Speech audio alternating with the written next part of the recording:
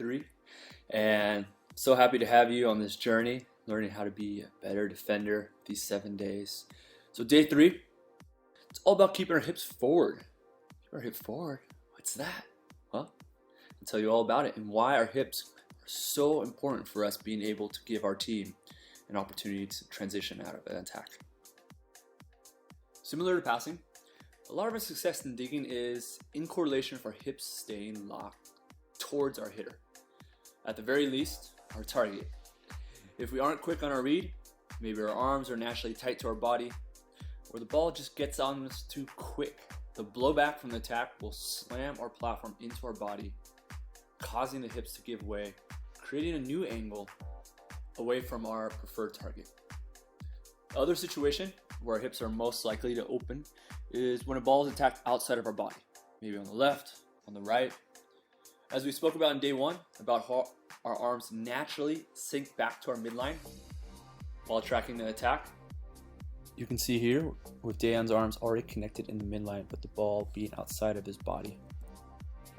This unconscious movement into our body leaves us more likely to connect our arms in the midline and then moving as a unit outside our body, which peels our hips away from our attacker and most often the center of the court. The result? A day without the possibility of a second touch. So let's learn some ways how we can set up so our touch can more consistently turn into an opportunity for your team to transition and take the point. When we're digging the quick, we have the rare opportunity of having our hips face the attacker and our intended target. This allows our body and arms to serve as a backstop for the upcoming attack without having to make any complicated contortions with our elbows, wrist, or body to distort the natural angle of the line of the attack back to the target. Unlike the quick, when the ball is set to the pin hitter, both line diggers will now have to make a decision of how to face up against the attacker. Our hips facing the attacker, our hips facing the target, or the traditional style, the hips slightly facing both, with our line foot a little more in front of our inside foot. Traditional style, 50-50. The traditional style consists of a mix in between both, with the line digger's foot on the sideline slightly in front of your inside foot, naturally creating a minor angle back to the center of the court. This is how I was taught, making sure my arm closest to the line was aligned and guarding any possibility of the line attack. Think 12 o'clock, whereas my inside arm was 2 on a clock. I'm able to react on the line while any ball hit towards my right arm. I know my body and arm posture will naturally angle the ball into the middle of the court with little to no adjustments needed from my hips, wrist, elbows, or shoulders to put the ball back towards the middle of the court. Just like in basketball, we were looking to take a charge with our hips facing the opposing attacker, as you can see here as Satorsky. If we were quick enough to lunge, maybe get a step in to our left, to our right side, without our hips rotating towards one side or the other, this is the dream.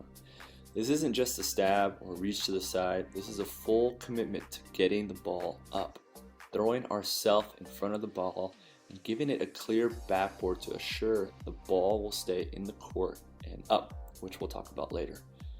By fully committing ourselves and our body to the dig, we give ourselves and our team the best percentage of transitioning and taking the point. But we have to be tougher and more determined than a simple reach outside of our body. We must commit and square up. Last one, facing the target. Instead of squaring up towards the hitter, the last option has our hips peeled open towards the middle of the court, drastically reducing our width our feet take up on the court, but allowing our platform to angle the ball back to the center of the court. I'm starting to see this style used more and more by liberos and setters digging on the line. It is a technique that I believe has a lot of great merit. Defending line attacks leaves us little time as defenders to make a contortion on the ball back to the middle of the court, where our setter will be able to make the second touch on the ball. This is in a strong contrast to squaring up on the ball, where we will take more court with our posture, but the natural angle of our platform will dig the ball a little off the court or just straight in front of us to position for it, leaving a difficult task for our setter to make the second touch.